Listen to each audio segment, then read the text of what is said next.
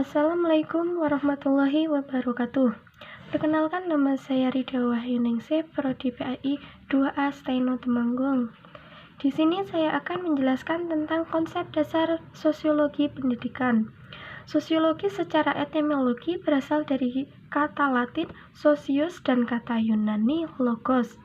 Socius itu berarti teman, kawan, dan sahabat, sedangkan logos itu ilmu.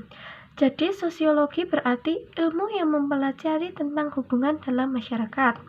Pengertian sosiologi secara garis besar adalah kajian sosiologi yang mempelajari hubungan sosial antara masyarakat, sehingga muncul interaksi sosial dalam pendidikan yang ada pada akhirnya terjadi korelasi pengajaran peralihan dan pengetahuan dalam pengetahuan sosial budaya dalam masyarakat. Sedangkan latar belakang sosiologi pendidikan adalah sosiologi pendidikan berasal dari dua kata, sosiologi dan pendidikan. Pada awalnya, sosiologi berkembang sesuai dengan objek dan tujuannya sendiri. Demikian pula pendidikan, dengan adanya perkembangan masyarakat yang begitu cepat dalam segala hal aspek kehidupan, memerlukan pengetahuan sesuai dengan kebutuhan. Sosiologi tidak dapat memenuhi kebutuhan dalam masyarakat. Demikian pula kalau hanya pendidikan saja. Perkembangan masyarakat yang sangat kompleks pula salah satunya adalah sosiologi pendidikan. Sedangkan tujuan mempelajari sosiologi pendidikan adalah 1. Menganalisis proses anak baik dalam keluarga, sekolah, maupun masyarakat. Jadi dalam hal ini harus berpengaruh dalam hal lingkungan dan kebudayaan berkembang anak. Contohnya, seorang anak yang lahir dalam keluarga Islam religius, pasti dia akan berkembang dan berpola pikir religius pula. Begitu pula dengan anak yang berkembang dan dibesarkan dalam kehidupan mewah, maka anak itu juga akan berperilaku dan berpola kehidupan mewah juga. Nomor 2, menganalisis perkembangan dan kemajuan sosial. Banyak orang dan pakar yang menganggap bahwa pendidikan memberikan kemudahan yang besar bagi masyarakat.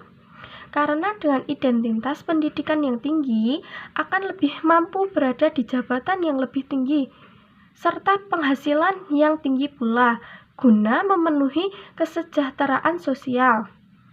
Nomor 3, menganalisis status pendidikan dalam masyarakat.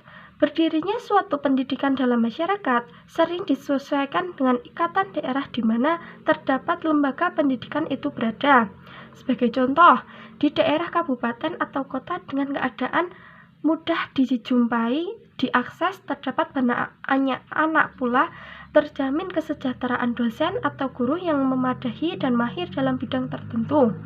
Jadi dapat disimpulkan bahwa sosiologi pendidikan pada dasarnya untuk mempercepat dan meningkatkan pencapaian tujuan pendidikan secara keseluruhan dan juga menciptakan yang berkualitas yang menjunjung tinggi nilai-nilai kemanusiaan yang sadar akan hak dan kewajiban serta demokratis, disiplin dan menguasai bidang informasi. Sedangkan objek sosiologi pendidikan ada dua, yaitu objek material dan objek formal. Sedangkan objek material adalah segala sesuatu yang menjadi masalah dalam sosiologi pendidikan, yaitu dalam masyarakat, tingkah laku, dan institusi pendidikan. Sedangkan objek formal adalah sudut pandang untuk mendapatkan penjelasan dari perspektif sosiologi dan ilmu pengetahuan tentang segala sesuatu yang berpermasalahkan dalam objek material. Sehingga objek formal adalah bagian hubungan perilaku masyarakat dan institusi pendidikan, serta proses yang timbul dari hubungan antara kedua masalah tersebut dalam membentuk perilaku manusia di dalam masyarakat.